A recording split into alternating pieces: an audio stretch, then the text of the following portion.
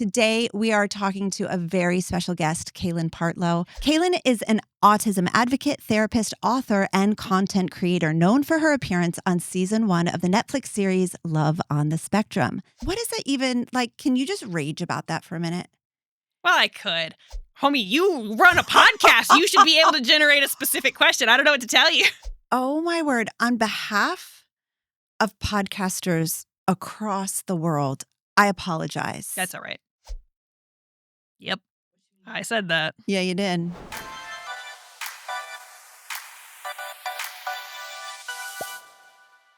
Hey, what's up? This is Kristen Carder, and you've tuned into the I Have ADHD podcast. I am medicated, caffeinated, regulated, and ready to roll. Today, we are talking to a very special guest, Kaylin Partlow. I am so looking forward to this conversation. I have been pestering her for months, maybe even years, to get her on this pod. And here we are today in beautiful, sunny South Carolina to have a conversation about autism, ADHD, the overlap, the similarities, all of the things. I can't wait for you to hear from her. I'm going to read her bio here. It's very impressive. Kaylin is an autism advocate, therapist, author, and content creator known for her appearance on season 1 of the Netflix series Love on the Spectrum. Diagnosed with autism at age 10, she works as a registered behavior technician at Project Hope Foundation, supporting individuals on the autism spectrum. Kaylin uses her platform to educate and advocate for autism awareness and understanding, sharing her experience and insights through social media and her book, Life on the Bridge. Now, I've been following Kaylin for years, since her first season of Love on the Spectrum, and which, by the way, am I allowed to say it? I just wanted more of you on that, okay? I wanted more. I was like, give me more of this girl. When I went back to rewatch season 1 in preparation for this podcast interview, I was so excited that you were the very first face to appear, season 1, episode 1. I was like, there's our girl. There she is. I made me excited. I'm so glad to have you here. Welcome to the show. Yeah, thank you for having me. Yeah, you're welcome. So tell us a little bit about yourself. I read your impressive bio, but in your own words, just like in today's mood, tell us a little bit. God, not today's mood. In today's mood, who are you? What do you do? I am a social media educator. Yeah. I am, content creator. I don't know what I am. I'm a lot of things. What are you? I am an autism advocate. I am a Yeah. public speaker. I'm a social media educator. Yeah. I am a therapist. I am a lot of things in the autism community, I think. Mm-hmm. And you work for Project Hope. Can you tell me a little bit about that organization? Yeah. So my story with Project Hope is relatively unique in that I am not just an employee. I was actually a student. I went there for all of high school. So I'm 28 now, and I've been with Project Hope since I was 13 years old. And there's not been a break in that. I have just been there since I was 13. Wow. First as a high school student and now as a therapist. Okay, so is it forgive my ignorance, is it a location? Like, is it an actual school? Mm-hmm. Okay. So is it a school specifically for autistic kids? Yes. Okay. We only serve autistic kids. Oh my gosh, that's incredible. That's amazing that something like that exists so close to like where you were living. Or did you move here for that? No. They existed like 15 minutes up the road from me, which is fantastic. That's so cool. Yeah. That's awesome. So this is an ADHD podcast.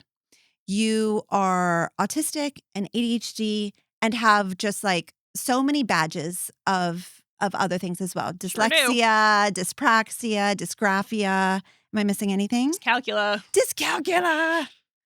Yes. Okay. So what we're interested in, like most specifically here, would be that the autism ADHD conversation. Can you tell me a little bit about like, is ADHD something that you identify with, like autism and ADHD? Do you see them as very separate? Like what are your, how do you kind of process that? So my answer to that is like maybe a little nitpicky. Great. But I would never like walk around saying I'm ADHD. Would never say Tell it. Would me never say that out loud. Everything. Well, to me, the purpose of an abbreviation is to be understood very quickly. And in the circles that I'm in outside of online, but like in person, a lot of people would say, "You're what?" That means what? Yes. And then I would have to explain it, which defeats the purpose of an abbreviation. So if I have to then tell you what this thing is, what the combo means, and how I got there, why would I say that? That's just silly. Online, in a lot of those circles, people are going to know what I'm talking about. But I don't think it's widespread enough that the people in my in-person circles are going to immediately understand what I'm talking about. And even if like a few people don't understand what I'm talking about, like I want to be understood. And I don't want people to feel like that I'm like talking over their heads, that I've got this in-group that I know more than them, and so that I'm speaking above them. So I will always just explain it. If I have something to say, I'll say it with enough specificity that everyone can understand what I say.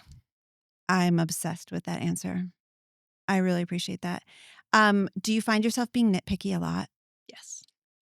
So it makes me a good writer. One of your best kind qualities. Of ridiculous to live with. Yes. Yes. I love that.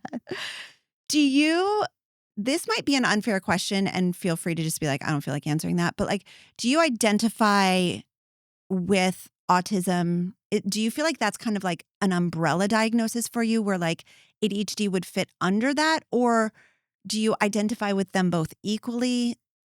I don't know. That's a hard one for me to like be able to sort through, well, this is this and this is that. Yes. I think there are plenty of instances in which I can pinpoint this is definitely this. But there are also some instances with specifically my difficulties surrounding executive functioning, those time management components, emotional regulation, impulse control, that sort of thing, that it's like there could be components that are affecting just my behavior and my outlook that are connected to autism, not just ADHD. Sure. So it's hard to separate which one goes where. Yeah, that's so interesting. That's so interesting. Do you mind if I ask you, do you choose to treat your ADHD? Yes, I do. Yeah. I take Vyvanse and Adderall. And has that been a life-changing experience or not really? Like how has that impacted you? When I first started, it was probably maybe 5 or 6 years ago. I was getting in trouble a lot at work. A lot of impulse control issues. So like, and like, I think this is one where I can separate the autism and the ADHD. So a thing that would, I think, trigger my autism doesn't sound very clinical, but I think people will know what I'm talking about. Something that used to bother me a lot that would come up was schedule changes at work. So, I would be scheduled to be with a client, but maybe that client is on vacation. And so I show up to the session and the client isn't there and they're like, he's on vacation. What do you mean? And so now you've got to completely replan your day. And that used to really, really bother me. Where, the other therapist might be like, oh, I'll go work on notes. I just could not readjust. And so that, I think, was the autism there, not being able to readjust. But then the ADHD would come in where I would do something impulsive, like throw something or say something really awful. And that lack of impulse control would really get me. And that's the piece that I would get in trouble for. Like, it's okay, we understand you're upset, but you can't say something rude. You cannot throw something at work. Like, that's not acceptable behavior. And so I think I was driven to try and find alternative solutions because you can only get written up so many times. Like, this is not cool. You cannot do this. And so that's what motivated me to seek treatment. And it helped a lot. As soon as I started taking it, I definitely stopped getting in trouble. Wow. So that's cool. The side effects are not my favorite, but like I don't take it on the weekends. I only take it when I'm working. Okay. And so like every time I get back on it, whatever that first day is, I get a headache. But it only lasts the one day. So like every Monday I get a headache, but the rest of the days Monday are fine. Is headache day. Sure is. And I'm like scared to take Advil because like they said it's bad for your liver or whatever. And I don't want liver disease. Every time I take Advil. So I never, but if I do, the good news is like if I do take an Advil, it works really great because I never take them. So like I could take like a half an Advil and it would fix whatever problem. Like I'm pretty sure my arm could get cut off and I could take an Advil and it would work great. That's because I never take it. Is this an Advil commercial? No. This podcast is not sponsored by Advil. Although that would be so cool. That would be cool. What other side effects do you not enjoy with the medication? The like eating ones, and it's not that like I don't do the thing that other people do where they're not hungry and then they like binge eat at night. I don't do that. Okay. I will literally pass away if I don't eat. Yeah. It's just I don't really feel the desire to eat. Like I'm hungry. I know I'm hungry. I know food will fix the problem I'm experiencing, but everything sounds disgusting. It's just a matter of force. You have to eat. And that doesn't go away until the next day. That part is so hard. I was on a stimulant for about 10 years, and I had the exact same experience where I didn't have a choice not to eat. I had to eat. But it was just like repulsive. Yep. And it was just forcing yourself. And that was not. Weekends are for eating. Yeah, weekends are. Weekends are for eating because I don't take it on the weekends. Weekends are for the eating. Oh, man. So you talked about how it's kind of hard to distinguish what exactly is autism, what exactly is ADHD. Is that something that you've thought through? Like, can you kind of walk us through ways in which you feel like they overlap and ways in which you feel like they're different? Oh, God. For me personally or for others? For you personally, because that's why I'm using the feel word. Because I think clinically we wouldn't say like, Right. how do you, right? But Right. like, for your experience, how do you feel like they overlap and how do you feel like they're different? I don't know. Lisa, you got thoughts on this one? Ooh, guys, we have our friend Lisa here and she's off camera, but how would you describe Lisa? Who is she to you? Oof. I feel like the word that most people would like recognize immediately is if I said mentor. Sure. That would make sense, Sure. but it's like a little bit deeper than that kind of. Sure. We're not blood related, Mhm. and she tells me what to do, and she occasionally kicks my ass. That's what's Lisa. And she fixes your hair. Yeah. I think one thing that shows up for me, just as I'm thinking about it, is that like a lot of people who are just autistic that I know, they are pretty content with the same kind of options. So like if somebody has a lot of free time at home where there's not much going on, they're happy to watch YouTube. And that's just good. Mhm. It's relaxing. They've got a snack, they've got their YouTube, they've got somewhere comfy to sit, and they're good for Yep. several hours. They're Yep. happy. I'm not happy like that. Yep. I'm always seeking some kind of novelty, something new. I'm bored with everything. Nothing holds my attention. And so like a quiet place to watch YouTube might be fun for an hour, but if you leave me there for longer than that, I will become miserable. Yes, that is so good. That makes complete sense in my brain. And I'm wondering too, about like the social component. That would fall more into the autism category, I'm assuming. Probably. Right? Yeah. Whereas with ADHD, not that there aren't social components to Right. it, but it's not like within the diagnostic criteria necessarily. Yeah, that's really interesting. Okay. I'm going to ask you this question. I loved watching your story on Love on the Spectrum. And I know it's really blown up in the last like season or two, but that first season was so meaningful, especially as like I was earlier in stages with my own family members who were in diagnostic processes and being able to, in the diagnostic process, being able to see different stories of autism represented, different just visual representations and the different ways that autism presents in different people. So helpful to me. And I kept thinking, why aren't we seeing more of Kaylin? Why I want to see more of this girl. I love her. So I just want to tell you that. There's a little compliment to you. Regarding your Love on the Spectrum experience in some reel, I was deep in the reels. You said something to the effect of, I don't make great entertainment for reality TV. I did say that. Yeah, I think it was very gentle. It was very sweet. It wasn't anything against Netflix or the show or anything, but that made me laugh. And also it made me be like, ugh, I thought that you were amazing and I wanted to see more of your story represented. So what did you mean when you said that? Like, I don't really make great entertainment for reality TV. What I meant is that the audience is not necessarily on the edge of their seats when they watch me. They're not wondering, oh my God, what's she going to say next? What's she going to do next? Is she going to reach across the table and put her hands in his pants? Right. Like, no one is wondering that. They know what may or may not happen within reason. And I think that's the part that, like, does not make for good reality TV. You know, you watch TLC, some of those shows, like 90 Day Fiancé, and like the people on there are, you know, putting themselves in extreme circumstances or giving extreme reactions one way or another. And not to say that I'm a level-headed person, because anyone who knows me in real life would passionately dispute that claim if I were to make that claim. However, relative to individuals who participate on reality television, I am not somebody who is going to engage in some kind of egregious behavior on camera. And I think that's why I'm maybe not super entertaining in terms of, you know, reality TV.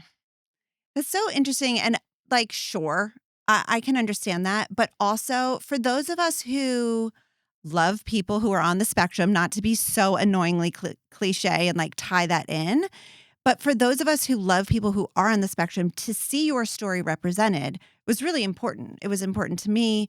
It was important to the family members that I watched it with. It was really important. And so I just won't say I would watch a Kaylin reality TV show. You might be the only one. Would I be the only one? I doubt Might it, girl. be. I doubt it. Okay, so this kind of ties in a little bit, I think. So I have a family member who has been diagnosed as autistic, but they don't look autistic. It's kind of like, I don't think they would be really surprised. Oh, yeah. And actually they heard from doctors and teachers repeatedly, like, oh no, you're fine. It's a little quirky. There's nothing going on here, until finally a clinician was willing to dig a little deeper and diagnose with autism. They don't look autistic. You've said that you don't look autistic, or you get that, right? So what is that even like? Can you just rage about that for a minute? Well, I could. I think. Come on. Like, what does that even freaking mean? Considering who I am and what I do, nobody has had the guts to say that to my face in several years. Good. It was, I don't know that I could even tell you the last time someone has told that to me in person. I have a memory of somebody telling me that, but I was in high school. Sure. I had disclosed my diagnosis to a friend from church. And I do remember her saying, well, you don't look like you have autism. And I do remember at that time saying, because when I was in high school, I actually had a service dog. And I remember my response to that being, well, great, the dog is doing their job. Nothing terrible is happening with me because I have the dog. Right. And I remember the friend being like, oh, yeah, that makes sense. Like accepting that explanation and moving on. But no one has had the guts to say that to me in recent years. What should someone say if they do get that? I don't know. Online, people talk about, and I think this is more wishful thinking than actual real life, because everyone's more bold online, right? Of course. But a lot of responses people like to imagine them saying is, oh, you don't look autistic. Well, you don't look like an idiot, but yet here we are. I don't know that anybody should say that. I don't know that that's like lending itself to bridge building necessarily. Yeah. But you might think that. When I imagine that scenario, I imagine a response of like, what an interesting thing to say. What is it? What do you think it means to look autistic? Mm-hmm. And kind of like putting it back on the other person. Because don't. Yeah, they would squirm. Nobody would know how to quantify that. Right. Because it's not quantifiable. It's not something that should even be, that makes me upset. And it's similar to, or it feels similar in my body. You can tell me what you think. It feels similar to like, well, everybody's ADHD. Like everybody's a little ADHD. It's just like, I mean, really? Like, again, what an interesting thing to say. Yeah, I've always had a hard time with, and this is similar to that, not the same statement, but the idea that autism is an invisible disability. I've talked a lot before about how just because you don't know where something is doesn't mean it's invisible. Like if you lose your car keys, no one's like, oh my God, my car keys turned invisible. You just don't know where to look. That doesn't make them invisible. You're not a trained clinician. You don't know where to look for my areas of strength and weakness. So obviously you wouldn't see it, but just because you don't see it doesn't make it invisible. You just don't know where to look. Guys, did you think that up in your own brain? Yeah. Yeah, that's good. That's why I'm not very easy to live with. Why do you perceive yourself as being hard to live with? I don't know. I'm needy. I'm wanty. I like to be in control. Although I will say, and this is a thing that I've kind of thought of recently, is like if I make social plans with a friend or a roommate or whatever, like I want to pick where we go. I want to pick how we get there. I want to pick the roads we take on the way to go there. I want to pick when we eat, where we eat, how we eat, where we sit. I would like to pick all of those things, and I would like you to just cooperate with my instructions. Yes. And so like I think a lot of people hear that and they're like, oh my God, she's controlling. I could never live with that. However, in my personal experience, I find that lots of people do not like to choose. Yes. The burden of choice is a lot for them. Mm-hmm. And I have very strong opinions. And so if you don't care, I do. So let's do it my way. And I've not yet come in contact with someone who also has strong opinions. And I also have the ability to negotiate. So if someone does care about something, negotiation and compromise are very important. And it is something that I've worked hard to be good at. So I am capable of that. But generally, I like to be the one that gets to pick. I agree with you that I think a lot of people don't feel like being in charge. And there's an insecurity on like, if I choose, what if they don't like it? Do you not have that insecurity? I don't know. I feel like for the people I hang out with, my circle is pretty small. So I'm relatively good at predicting their specific preferences. Sure. So I have a pretty good idea of whether or not they will or won't like it. How did you learn to negotiate? I've always had a strong language ability. I was speaking at the age of 8 months. And Stop. How? I don't know. My mom has stories of that. Like when I was in the grocery store, I would just like talk to people and freak them out because like someone that small shouldn't be producing intelligible speech, but I was. Wow. So I've had 3 kids. None of them spoke close to 8 months. And that would freak me out. That's apparently amazing. it freaked out a lot of people who would like hear it. Okay. So you're saying you relied on your language skills to learn to negotiate. Yeah. And I'm the oldest. I have 2 siblings. And so, it was necessary. What's it like being an oldest child for you? Is that like a role that feels doable because you do like to be in charge and you do like to kind of set the rules? I'm sure it's different now that you're all like as a kid, in adults, but yes. like as a kid. As a kid, that was important. Yeah. I really enjoyed the fact that because I'm 4 years older than my sister and I'm 9 years older than my brother. Oh, big so I'm age the gaps. oldest by quite a bit. Yeah. And so I had a really great time being the only one who knew how to operate the TV remote. And despite having the capacity to teach others to do that, I would not. Kept that information secret. What were your favorite shows? The usual, SpongeBob, anything on Animal Planet. I was big into Animal Planet. Oh, that's really cute. I saw a reel of yours. I think I saw it in real time. Like it wasn't one that I had like gone down the rabbit hole to find. I'm pretty sure I saw it in real time where you talked about the different ways that autistic folks show that they're trying to connect with people. Do you know what reel I'm talking about? Okay. And that was such an aha and meaningful moment for me as someone who has autistic people in her life that I really care about and really love. And realizing that some of the ways that, especially one of those people in particular, try to connect with me, but me not understanding that it was a bid for connection. That was such a meaningful experience for me. So I want to say thank you for that reel. And just the education that you put out there. It's really important. I know it's uncomfortable to like get compliments, but I'm like person to person, that's really meaningful. And I appreciate you doing that. Can you talk about that a little bit? So one of the ways that my autistic person bids for connection is they say, I'm tired. I had no idea. And eventually I asked them, why are you telling me? Like, could you, like, what do you, because I would say, oh, you're tired. Did you get enough sleep? Do you want to lay down? Da, da, da. And they'd be like, no, I'm just telling you that I'm tired. I'm like, I don't understand. And then I said, are you just trying to get some validation here and connect? And they said, yes. And I was like, oh. And so now it's my favorite thing when they say, that's cute. It's so cute. Now it's my favorite thing when they say, I'm tired. I'm like, oh, honey, tell me everything. Or if they don't want to talk, I'm just like, I know it's really hard. Your life is so hard. I love that. I know. It's so cute. But it's just making that bridge of like, oh, this is what's going on here was so important for me. Can you don't have to go through the reel or anything, but like, what are some of the ways that maybe we can be on the lookout for bids for connection from our autistic friends and family?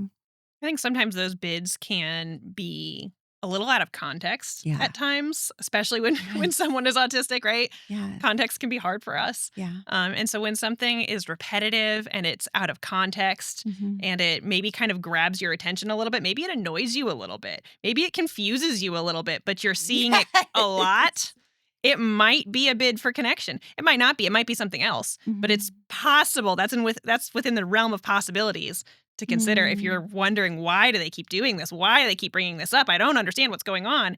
It might be that. That's exactly how it was for us. That's exactly how it was.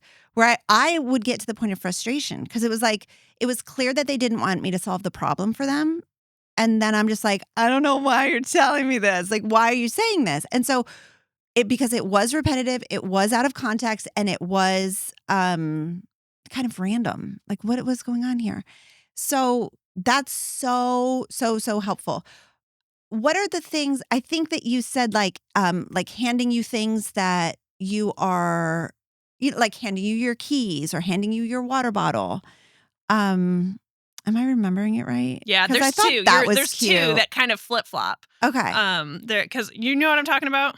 Yeah. So I did one on ways that autistic people show love, and then I did one on ways that autistic people ask for connection. And technically, in my mind, those two things, you're mixing the two. Yeah. They're very similar. Okay. I used a little bit different wording. But connection and love are different. Yeah, a little, yeah. Yeah. Okay, so one's expressing affection, the other is seeking affection. They are similar. Okay, can you walk me through it? Can you walk me through the differences between expressing affection and seeking affection? It's very interesting. I think one you're trying to give and the other you're trying to receive. I see what you're saying.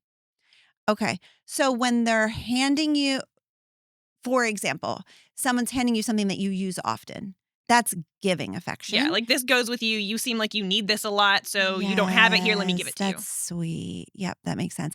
And then something like, I'm tired. That's seeking affection. Yeah, like I want you to give love to me. Yes. I need something from you. Yes. Yeah. And it was so clear that they wanted something, which is why I was getting frustrated because I'm like, I don't know what I can tell you want something. I don't know what it is. So to figure that out was really, really helpful. I think sometimes, I think lots of times actually, the autistic person, even if they do possess the language to answer the question, what do you want out of this? I think a lot of times it's still hard to internally pinpoint that and bring it up. So even if they are someone who is language able, even if you can ask them, what do you want out of this? They still might not be able to tell you because they might not recognize that in themselves. Yeah. And that question was kind of a point of frustration because the response was like, I don't know. I'm just telling you I'm tired. Right. But when I was able to name, do you just want me to give you some validation here and tell you that you're a good person? And they were like, yes, that's the thing. That's what I want. And I'm like, oh, okay, that makes sense. That's so interesting. Everyone with ADHD knows what to do to improve their lives. You go to bed at a reasonable time and you wake up early, make a list, cross the things off the list in order, manage your time well. Yeah, we know what to do, but ADHD is not a disorder of not knowing what to do. It's a disorder of knowing exactly what to do, but not being able to get yourself to do it. That's why ADHD is so frustrating. We're smart and we want to succeed, but we can't get ourselves to do the things that we know we should do in order to make improvements. That's why I created Focused. I'm a life coach with multiple certifications, and since 2019, I've spent thousands of hours coaching adults with ADHD. Time for me to focus on you. Hello. Welcome to your coaching call. I am going to be coaching you today on relationships. I know what it takes to help an adult with ADHD go from hot mess express to grounded and thriving. Focused is my monthly coaching membership where we go deep and we get to the root cause of what holds us back with ADHD. I'll teach you how to understand your ADHD brain, regulate your emotions, and accept yourself, flaws and all. With this foundation, we build the skills to improve life with ADHD. And not only do you get skills and tools in Focused, but you're surrounded by a huge community of adults with ADHD who are also doing the work of self-development right alongside of you. Dr. Ned Hallowell says, healing happens in community, and I have absolutely found this to be true. As a matter of fact, listen to what actual Focus members have to say about being in this program. What can I say about Focused? Full community of people who have issues similar to you, and no one judge you. Focused has really supported me with my difficulties and asking for help. I've been encouraged and cheered on by the community. I really like that you can do as much or as little as you want. It's not just about the volume of the content, it's about the quality.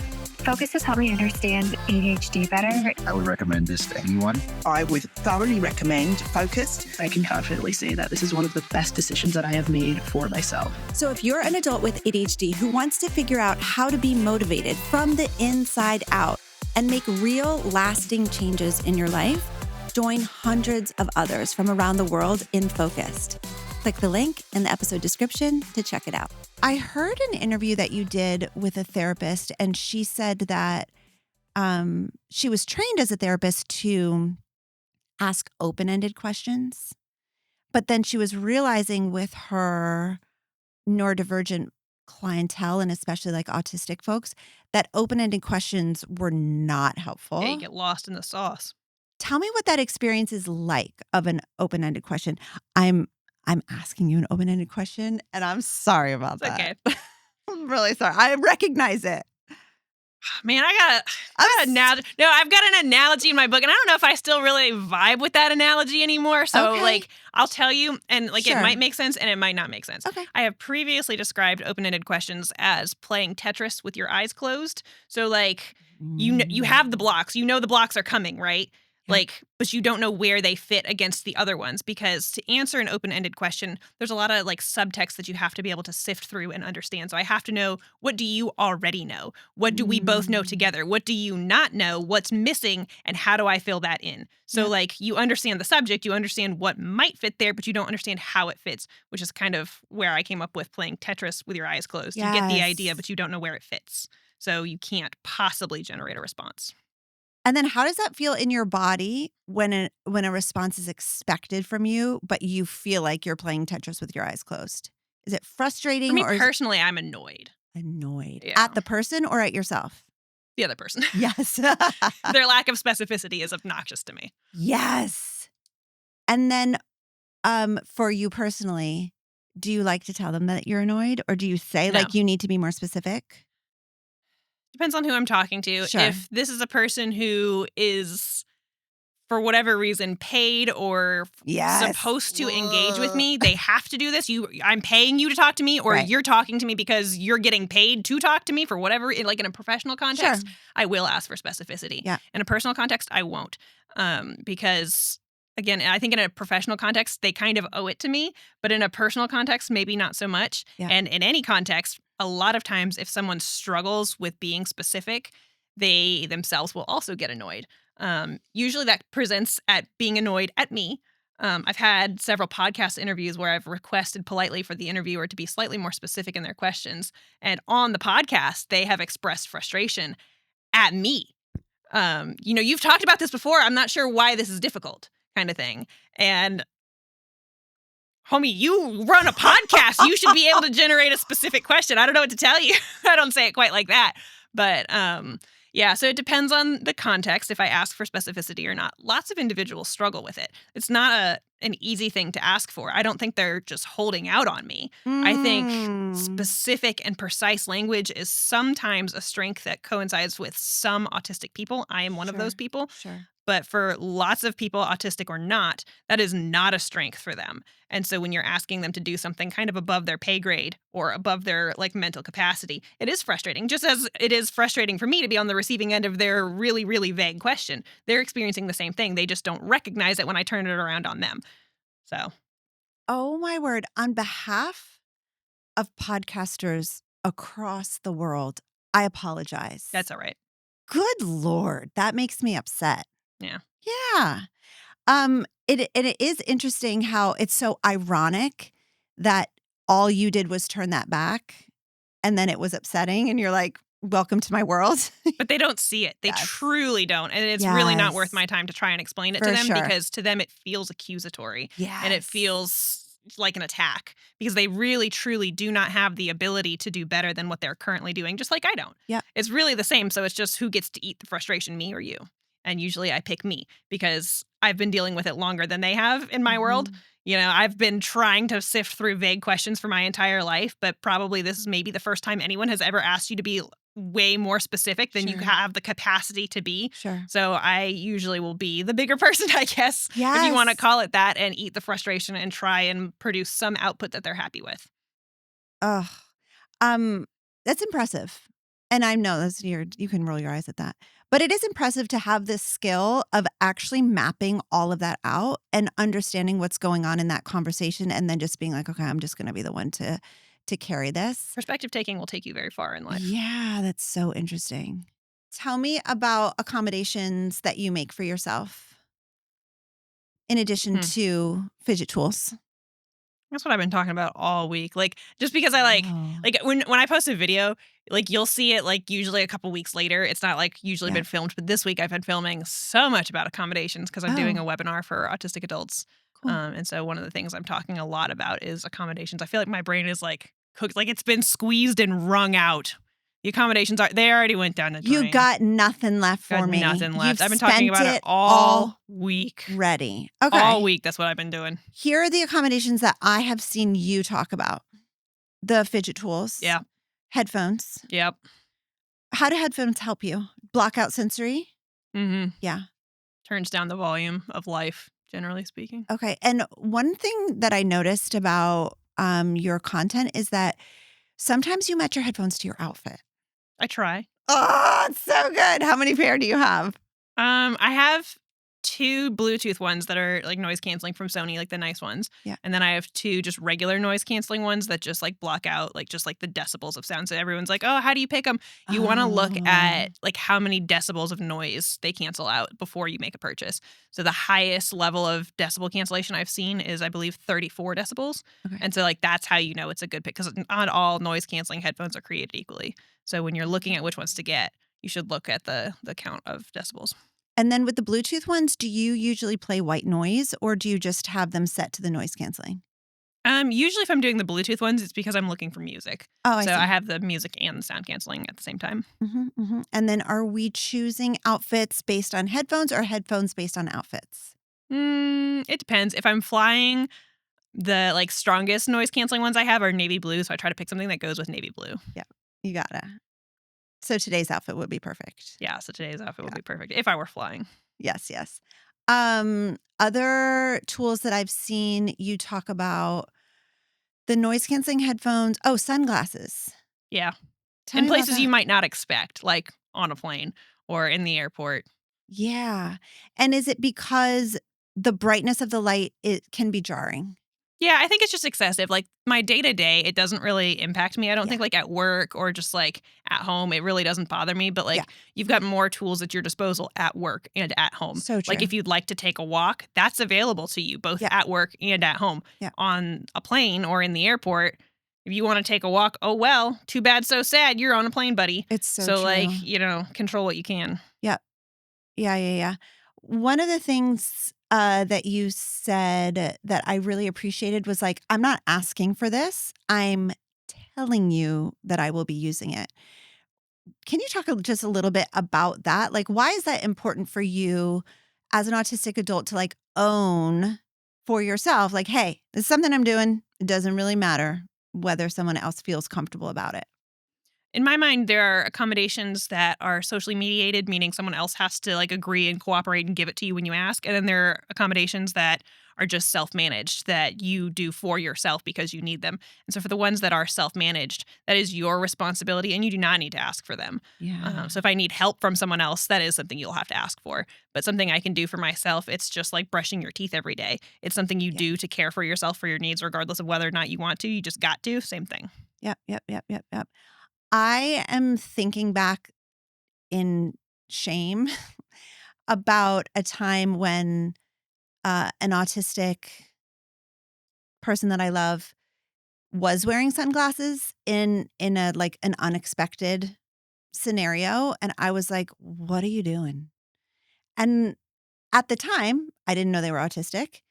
But it was as if I just kind of want to admit that like, who cares? Like, why did I even care that they were wearing sunglasses? That did not, like you said, that wasn't something that they needed to ask my permission, and they didn't, rightfully so, ask my permission. But I was almost like, what are you doing? Take those sunglasses off. And they were like, no, like the light is really bothering my eyes, which like good for them for doing that. I just think it's so hard to like negotiate that as someone who's not autistic. I feel so badly in retrospect. Like, what was I thinking? It's like 10 years ago. But I think your videos are so helpful for showing and just displaying like, this is normal. This is just a normal thing that people can do for themselves to accommodate their own needs. And it doesn't cost the other people anything. And that's the part that I feel ashamed about, was like, that didn't cost me anything. It wasn't costly to me that they were choosing to wear sunglasses. I was just like, what are you doing? You're wearing sunglasses. It's Thanksgiving. Why are you wearing sunglasses at Thanksgiving? And now looking back, I'm like, duh. Like there was so much sensory input that needed to be like blocked out. I don't know why I'm admitting that to you. I feel like I'm retroactively like apologizing, and I don't need to do that. You're not the one I need to apologize to. I need to call up the other person and be like, hey, sorry about that. But I just think that like we're getting better because of people like you in society about allowing for differences. And that's just like one of the ways that like I was not cool about it. I don't know why. You learn better, you do better. And Yeah. I think kind of more or less in a primitive sort of way, the survival of our species kind of hinges on our ability to be like, one of these things is not like the others, one of these things does not belong. So it's natural to call out differences Yeah. and to want us all to kind of be equal, whatever that perception is. And so if all of us are not wearing sunglasses and one person is, we do kind of have a drive to make us all kind of be the same so that we all fit together as one. And I don't think it's unnatural that it's a little bit jarring for some people to notice and maybe say something that's maybe not super helpful about someone's Right. accommodation, because it is different. Like I said, you learn better, you do better. You know better, you do better, whatever that phrase is. Yeah. So It's so true. I appreciate you saying that, because I do feel like there is some like equality that it's like, be like us, like, and it's like, no, that it doesn't actually have to be that way. Right. And I really appreciate you saying that. Switching gears here, one of the things that gets me the most fired up, and I've recorded many podcasts on it. Don't worry, listener, OG listeners, I'm not going to rant and rave about it, but I do want Kaylin to, because I hate it when people call ADHD a superpower. I just whispered it. I'm going to adjust my seating here. I'm going to get ready. I'm getting ready. I don't have nice thoughts on this one. Good, because neither do I. And I'm not, I would really push back if you did. I struggle so much. And from the ADHD perspective, I think that it came about because of really well-meaning parents that didn't want their children to feel badly about a label. And so I think the parents struggled with the label, and they're like, I don't want my kid to feel a certain way. And so there was this push by parents of kids with ADHD. And this, I'm talking years ago. I don't necessarily think that's the case now, but I think that's really how it originated, was parents feeling uncomfortable with their child being labeled and then trying to put this like positive spin on it. You have ADHD, but don't worry, it's your superpower, kind of a conversation. I do not think it is helpful overall for the community. And I'm curious what your thoughts are. Is autism a superpower? Go. Oh, shit. I thought you were going to ask is ADHD a superpower? Okay. Is ADHD a superpower? Well, I mean, we already said no, but I It's thought that's where that was going. Well, I feel like I talk about the ADHD aspect of it. I want to hear about the autism aspect of it. Like, what are your thoughts on autism being a superpower? I've said it before that, you ever seen the show Shark Tank? Love that show. Could you walk into Shark Tank and give a presentation on this is autism, this is what it does for you, this is what you might struggle with, this is what you might have strengths in? Would you like to buy it?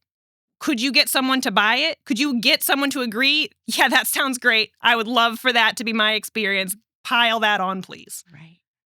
No one would buy autism. No one would want that if they didn't already have that. And if they said that they would, they're nuts, because they don't understand Right. what it Or really they is. don't actually, they're not actually maybe it's someone who isn't autistic or isn't ADHD saying, oh, but it's a superpower. It's a superpower. It's like, you don't know what I am living with.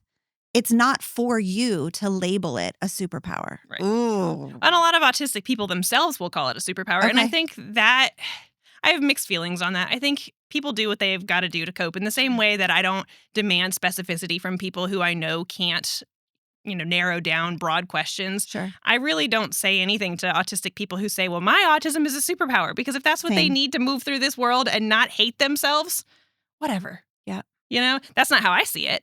And that's not kind of how I approach it in my interactions with the community. But if individuals have to kind of put it that way in their own minds to have some measurable amount of self-acceptance or self-love, that's just where they are, and that's okay. Why? You just spoke to it beautifully. I think about this a lot. Why do we think that we need to label something like ADHD or autism as a superpower? I don't understand that perspective because we don't look at other diagnoses, disorders as superpowers. Like we don't, it's like, I have depression, but it's my superpower. It's like, we don't try to place that kind of like pretty bow or like gift wrap. Like I have this thing and I'm just going to like put this pretty paper around it and call it a superpower. We don't do that with other diagnoses. Why do you think it is autism and ADHD that get that?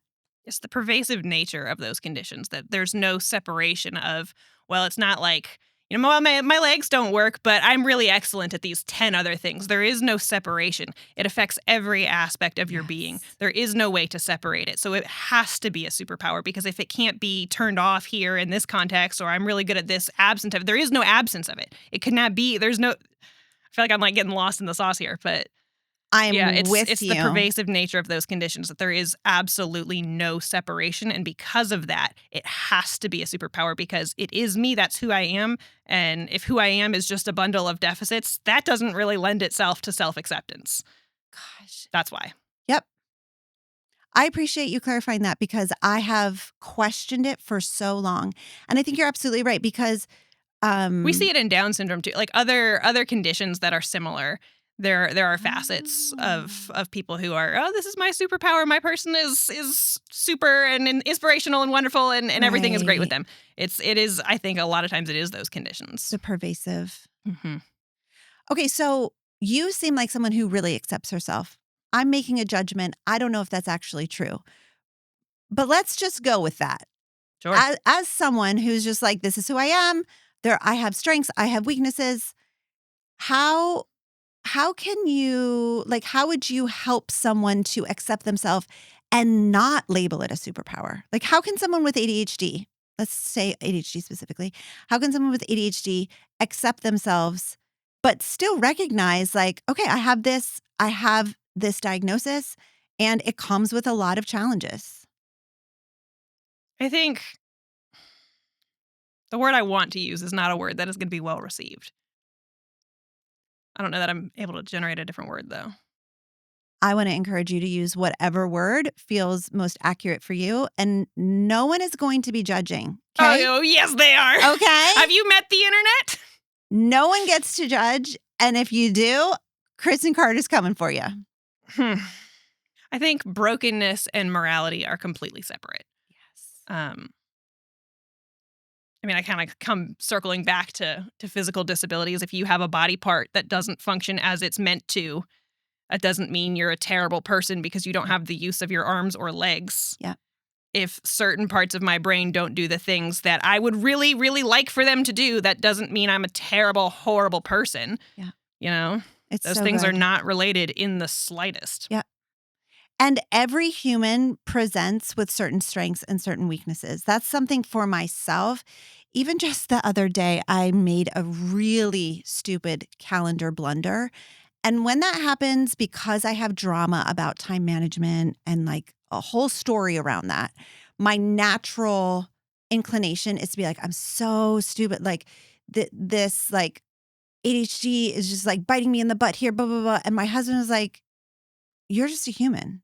Like every human makes mistakes. And like, okay, everyone knows that, like no shit. But to be told that by another human was so regulating for me.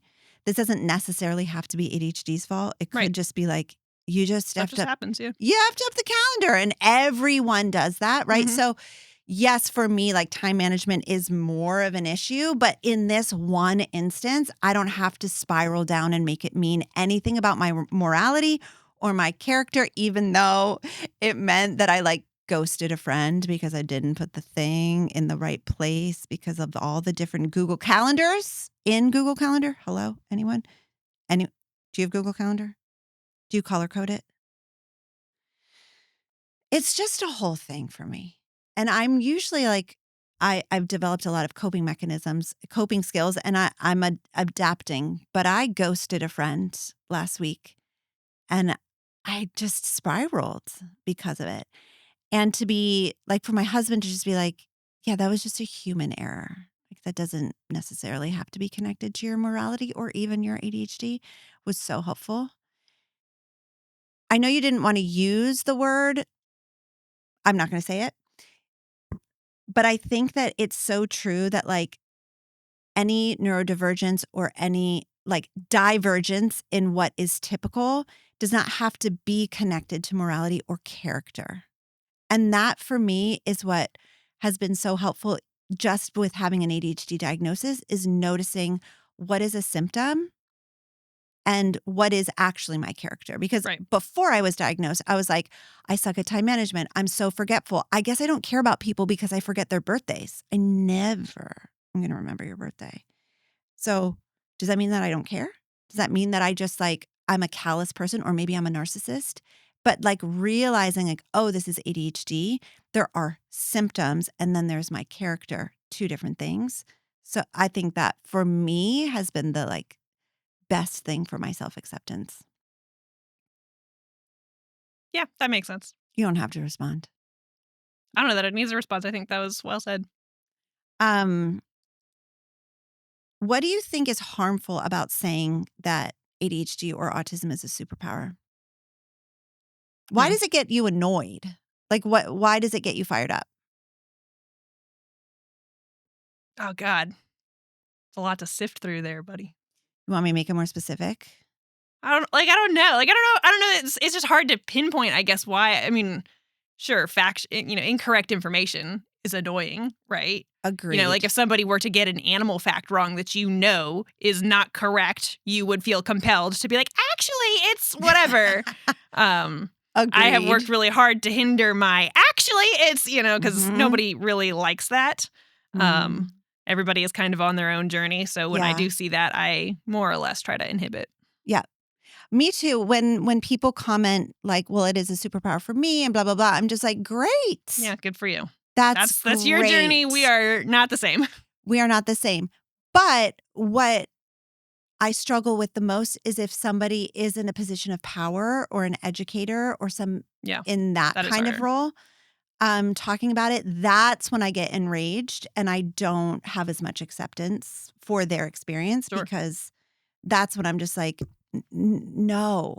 Like just a public display of lack of understanding, and that should be embarrassing for them.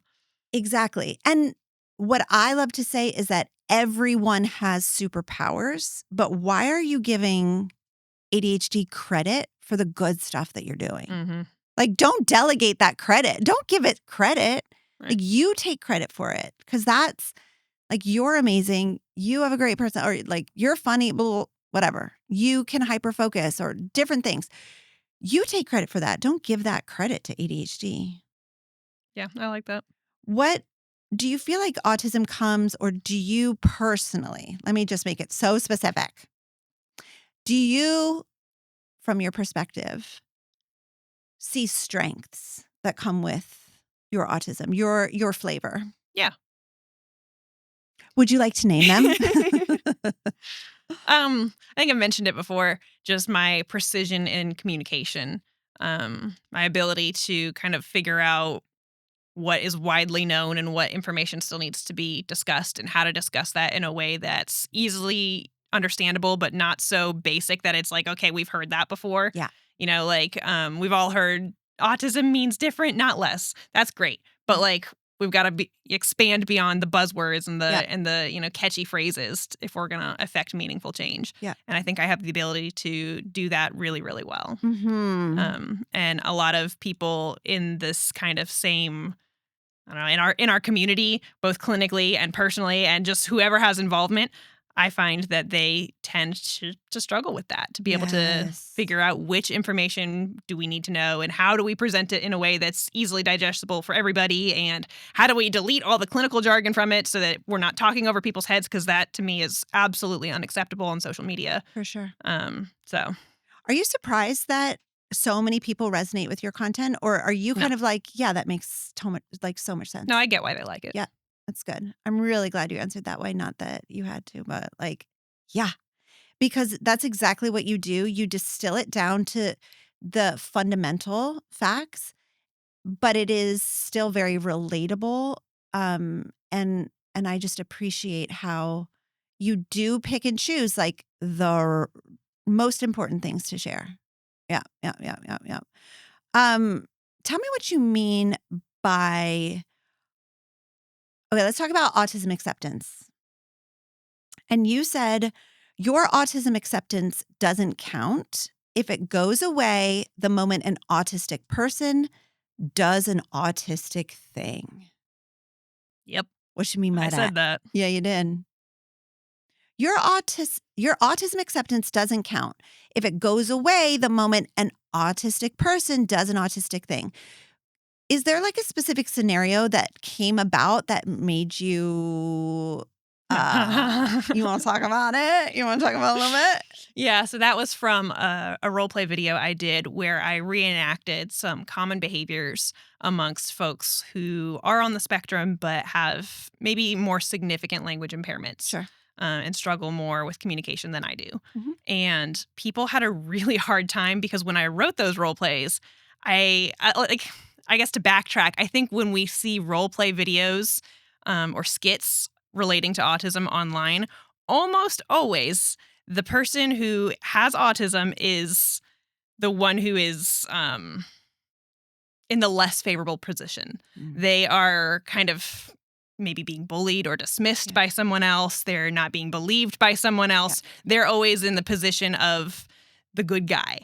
And not that I am seeing it as good guy, bad guy, but when I write these skits, it's going to be a little bit ambiguous. It's not going to be that the autistic person was 100% in the right. Maybe they did do something inappropriate. And so I had a role play example of someone who felt some biological urges and put their hands in their pants in the middle of a library. Yep. That's not cool. No one wants to watch you do that. Pretty sure it's illegal, actually. Yeah. But that is an autistic thing to do. Not understanding the context and where that behavior is appropriate and how to inhibit that in the moment and how to plan for the next. There's a lot of skills that go into that many autistic people do not have. And so sticking your hands in your pants in the library, not knowing that that's not an appropriate place for your hands to be, is an autistic thing. Now, am I saying that all autistic people put their hands in their pants in the library? No, obviously I'm not. But I do have to give those disclaimers because the internet is a wild place. So hearing that soundbite, they might think, oh my God, Kaylin thinks all autistic people masturbate in the library. That is not at all what I'm saying. Right. What I'm saying is that is an example of an autistic thing that is not going to be met with acceptance. And I'm certainly not suggesting that because they're autistic, we should accept their behavior. That's not what I'm suggesting either. I'm just simply saying you can't decide that, oh my God, this is the most disgusting, vile, pedophile person I've ever seen in my entire life because this behavior is inappropriate. I don't do this as an autistic person, therefore you shouldn't either. Right. That's not how this works. Yep. Considering that scenario that you presented, how do we show acceptance of the person without showing acceptance for the behavior?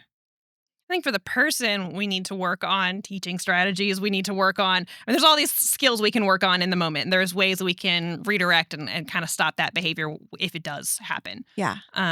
But for people to say, well, that's not autism because my child knows better or I know better, that's where it's a problem. That's where you're absolutely 100% wrong. And you get comments like that?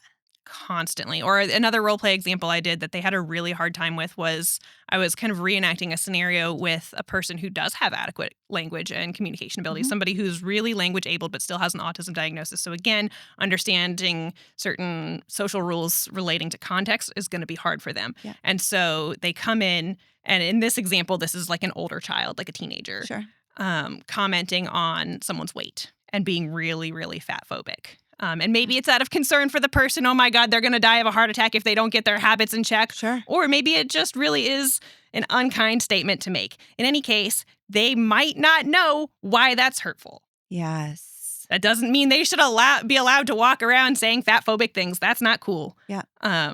But that is part of autism as well. Whether your child knows not to say things like that, whether you know not to say things like that is not my point. My point is this is still autism, and it still should be responded to with teaching and guidance, maybe some correction, but not the really abrasive reaction that everybody likes to have online. Yeah.